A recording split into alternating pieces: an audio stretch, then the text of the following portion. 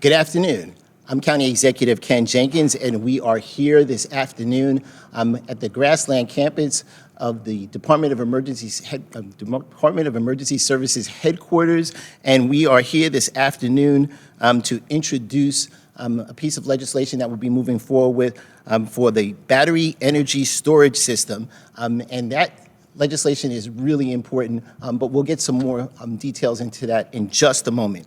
I'm joined here this afternoon by Deputy County Executive and former Commissioner of the Department of Emergency Services, Richard Wishney, the Chairman of the County Board of Legislators, Vedat Gashi, our Legislator Erica Lang Pierce, certainly Commissioner Susan Spear of the Department of Emergency Services, and certainly we're going to hear from our Commissioner from the New Rochelle Fire Department, Andy Sander, who's also the chair of the County Fire Advisory Board. This legislation that we're here to talk about this afternoon and introduce will enhance the safety and transparency of the non-residential battery energy storage systems that are here within Westchester County. This proposed law will aim to prevent tragedies, improve communications between the municipalities and the county, and ensure that the county has up-to-date records of battery energy storage system, or BESS, installations, modifications, and the existing systems. It'll give us an opportunity to coordinate planning and the safety efforts to ensure that all the communities have the understanding on how to do it as best as we can. The bottom line out of this is that we all just need to be on the same page as we move forward with these battery energy storage systems around the county. We need to balance renewable energy expansion with safety and planning standards, and that's why this legislation is so important. It will aim to integrate BESS, or best responsibility, while safeguarding residents and first responders. We have to protect our firefighters and first responders with the necessary information before they arrive at a scene so that they have the proper equipment and tools necessary to ensure safety for both the responders and for the public. We'll ensure that the 911 dispatchers in our fire departments have that critical information for appropriate emergency planning. And this particular legislation that we're going to propose, and should it be adopted, will have applied to all new and existing non-residential battery energy storage systems that are permitted, installed, or modified within Westchester County. It will cover modifications or replacements that increase discharge duration or their power ratings, and we'll have to partner with our local municipalities, as we always do. The municipalities under this proposed legislation will have to notify the County Emergency Services Commissioner or her designee within 30 days of learning about any existing battery energy storage system. It's going to require a written notice within 30 days of approving plans for a new installation or modification within that municipality. And that notification has to include the address of the system's location, the zoning district designation for the site, the size and capacity of the battery energy storage system, the emergency contact information for the facility owner-operator, the relevant dates when the components are expected to arrive, become operational, or when they were made operational. To get some more information about this right now, I'm going to call first the chairman of the Board of Legislators. That's our friend Vedat Gashi, and then we'll be following up with some more folks in a moment. Chairman Gashi. Thank you, County Executive.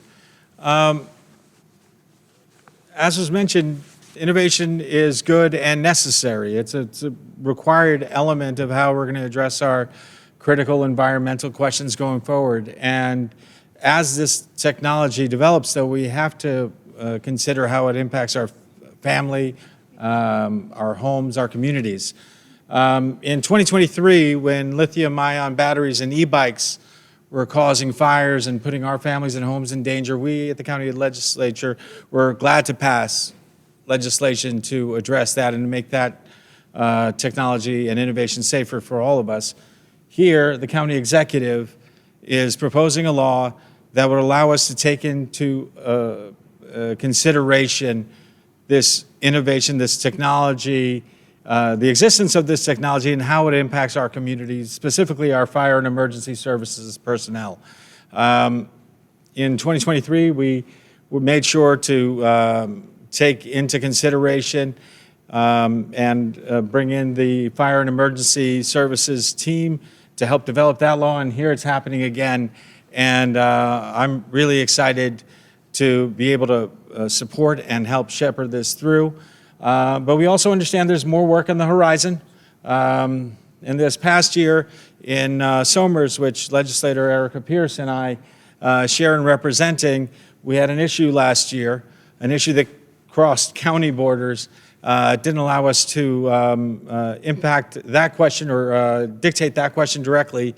So I would say, I would hope that the state takes heed of the law and the work that we're doing here and put it forward and puts forward a way to address those situations. But until they do, we here at Westchester are going to do everything we can. And I know Erica Pierce, who's going to be speaking in a moment, I think, is going to be able to speak more on this. But we are committed to doing as much as possible going forward to make this new innovation and safe as possible for our families, for our homes, and for our communities. And I thank again County Executive Ken Jenkins for proposing it, and I commit to supporting and pushing this through as fast as we can because we understand how necessary and important it is. Thank you. And we're going to bring up Legislator Pierce right behind you. Thank you. Thank you. What a great way to start 2025. Looking forward to a brighter and safer future for all of us. As my colleague and chairman had mentioned, this issue hit our radar squarely in 2024 with a proposed facility right over the border of Somers, which is one of the towns that's in my district. And I will say that at that moment, when you were struggling to pull together resources, get a firm understanding of the issues at hand, without hesitation, I had tremendous support from our now Commissioner of Emergency Services, Susan Spear. So I am so thrilled that she is standing here behind me because she was really a good part of that response as we began to organize what we needed to do, what we needed to know in order to best maintain the safety, not only of the residents, but also of all our first responders. As everyone knows, we rely on mutual aid. So it's not enough to train the first responders in any one community where this facility might be located. Any firefighter from any other community might be the first on the call should there be a disaster. So we need to make certain that every firefighter in the county, and sometimes even over the borders in our neighboring counties, have the resources and tools to best be able to protect themselves as well as us. I'm very excited as a legislator to be part of this process. I look forward to the work ahead to get this passed, and I am so grateful for this incredible team behind me. Thank you very much. Thank you, Legislator Pierce. And again, this is the introduction of the legislation, and we know our colleagues on the Board of Legislators, the Chairman and Legislator Gashi, and certainly Legislator Erica Lang Pierce are going to be focused on trying to get the information that's necessary to have the colleagues be in a position to be able to move forward on this piece of legislation, and it takes tremendous work. With that, we know we have our partner here in the county government, and for me as county executive, with Commissioner, now our Deputy County Executive, Richard Wishney, that has some tremendous experience in this. I'm going to ask him to come up and say a few words and give some more information about how important this work is. Thank you, Thank you. Good afternoon, everyone. Of course, it's an honor to be here, back here at DES. Standing behind me are all the heroes that I enjoyed working with for the last 4 years or so. Today, County Executive Jenkins is taking a major safety initiative in requiring that a central location be established at the Department of Emergency Services, identifying all locations in Westchester County where non-residential battery energy storage systems are located or planned to be located. While these alternative power systems can provide environmentally friendly and economically positive power supplies, when they fail, they can cause explosive fires that have been extremely difficult to extinguish while giving off dangerous gases. Knowing where these systems are located, first responders, if dispatched to a BESS location, will know in advance what precautions they need to protect themselves as well as residents in the area. I want to recognize Commissioner Susan Spear for her perseverance researching this fairly new technology that has caused serious injury and fatalities when they fail. The misuse of lithium-ion battery technology continues to be of great concern. Westchester has been a leader in educating the public about proper storage and recharging of lithium-ion batteries that can be found in numerous consumer products. We are very fortunate to have Special Operations Chief Doug Stiller and Deputy Chief Chris Johnson, whose expertise in the area of hazardous materials has proven to be extremely helpful as we develop public education about the proper safe use of lithium-ion batteries, as well as the training requirements necessary for the safe use of Westchester's first responders. Also extremely helpful have been the members of the County Fire Advisory Board, led by Chairman Andy Sandor, the Chief of the New Rochelle Fire Department. They have worked side by side with Commissioner Spear and the DES staff to lead the way on this issue. A special thank you to all of these professionals. Thank you. Thank you, Deputy County Executive Wishney. At this time, her name's been said so many times because of the hard work that she's done, especially in this new technology, or newer technology with the battery energy storage systems. With that, our Commissioner of Emergency Services, Susan Spear. Thank you, County Executive. Good afternoon. Really want to thank County Executive Ken Jenkins, Deputy County Executive and our former Commissioner, Richard Wishney, our Director of Operations, Joan McDonald, and our county legislators, Chairman Badak Gashi and Erica Lang-Pierce, for their leadership on this important safety issue. We appreciate their support. Thank you. And we also appreciate the support and expertise of all those standing behind me who this legislation is really about, especially Chief Stiller and Deputy Chief Johnson. The proposed legislation, as recommended by the County Fire Advisory Board, fills two important public safety gaps regarding the challenges that always come with new and emerging technologies. In this case, we're talking about commercial battery energy storage facilities. First, while the state is developing important safety requirements for these battery facilities, and municipalities make siting decisions about where they should be placed in their communities, or should not be placed in their communities, the county will fill the gap regarding having first responders have sufficient information if they are dispatched to an incident at a battery facility. Such fires can reach extreme temperatures and even become explosive. So firefighters really need to know what they are walking into. Having facility details available when firefighters and EMS are dispatched is essential for their safety as well as the safety of the surrounding communities. Second, this proposal is modeled after the state law, which requires notifications to local fire departments of on-site hazardous materials. However, the definitions in that law have not yet caught up with the new technology of these battery-type facilities. So in the meantime, Westchester will make that happen. DES, which manages the fire and EMS mutual aid plans for the county, believes this legislation will help firefighters and EMS know what is on site before they arrive at an incident and will help local fire departments develop appropriate emergency plans for such facilities. We look forward to working with the Board of Legislators to move this important public safety legislation forward. Thank you. Thank you, Commissioner Spear. At this time, we're going to ask a really good friend to come up here, and that's our friend, Commissioner, New Rochelle Fire Commissioner Andy Sandor, who's done so many tremendous things. He's also the chair of our Fire Advisory Board.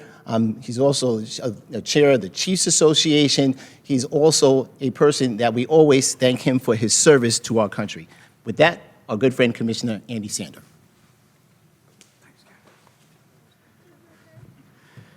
Good afternoon. Thank you very much.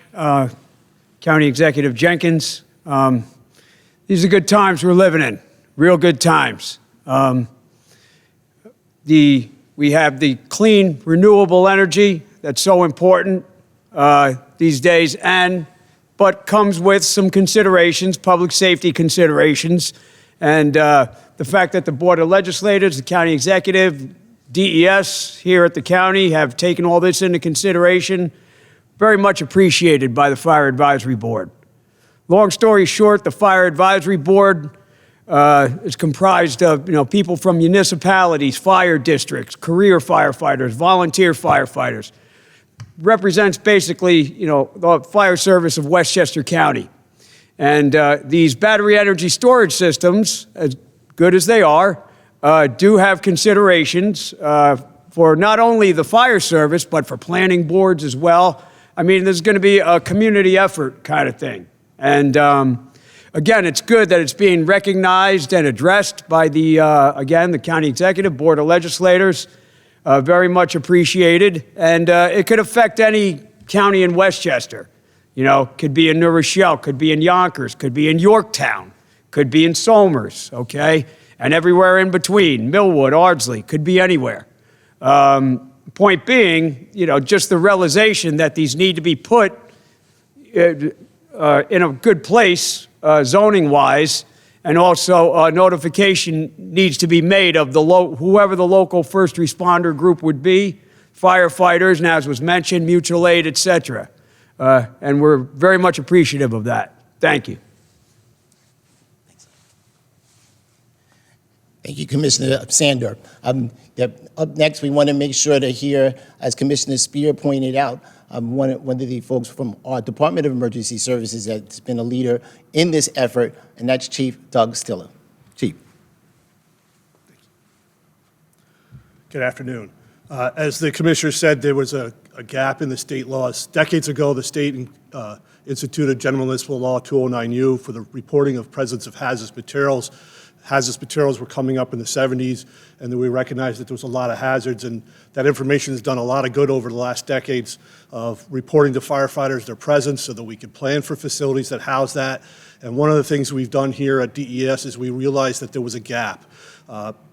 Battery energy storage systems based on their construction and the materials that are inside them may or may not require to be reported under that law, and we recognize that gap, and we propose to the county executive that we institute this legislation to fill that gap so that as my team at a county level going to assist fire departments with the county hazardous materials team and that local fire agency that's responding out there, whether it's fire, EMS, or even law enforcement if the information is needed, knows about that before they arrive on scene so that they can handle those emergencies appropriately and make sure that they're going home safe at the end of the day. Thank you. Thank you, Chief. And again, this piece of legislation is so important as we consider and balance certainly the needs of having renewable energy sources to make sure that in places that when challenges happen, when their overhead power lines fall down, that there's redundant and backup systems to make sure that there's power that continues in the community. But just as important as that is, as was been pointed out by everyone, is the response to our first responders and emergency service personnel that will show up when a failure happens at one of those facilities. And everyone needs to understand what they're walking into. And this particular legislation, as was pointed out, fills the gap both not just at the state level, but also for the state level as far as a hazard material definition has been concerned, because that has not been able to keep up just because things change so quickly. It also deals with how do we work together in our mutual aid systems and making sure that when someone's walking through the door, as we've seen equipment over the years improve and increase, whether that is face masks that make sure that air is provided to that firefighter or first responder as they're going through a particular building that has so many different materials in it right now that are hazardous to health, that we have another instance of that with battery energy storage systems. So this is our step in making sure that we're working together with our local municipalities, our local first responders, our fire professionals, to be able to make sure that Westchester County is in the position to assist and support. So when a piece of equipment is rolled to a particular location, we'll know what's going in that particular location, and the firefighters will be prepared, and emergency services personnel will be prepared to address and deal with those scenarios. Again, it will be forwarded down to the Board of Legislators for their consideration, and as we heard Chairman Gashi and Legislator Lang Pierce mention, that they will work as diligently as they always have to navigate through this for the service of the people of Westchester. It also gives us an opportunity to make sure from emergency services and all the great professionals and heroes, as our Deputy County Executive pointed out, that are in the emergency services field, have the appropriate equipment and material regionally to be able to support and address these concerns as they move up. So again, this is the introduction of the battery energy storage system legislation going down to the Board of Legislators. The Board of Legislators will perform their due diligence on it with the Fire Advisory Board, fire professionals that are here with us today, and other emergency services personnel, along with our colleagues at both the local municipality level and the state level, to be able to address the things that we need to put into our system. And we in Westchester will continue to make sure our Westchester residents come first. So with that, County Executive Ken Jenkins, we really appreciate you watching. Look forward for the legislation as it navigates through the various courses that it must do, and we really appreciate everyone's time.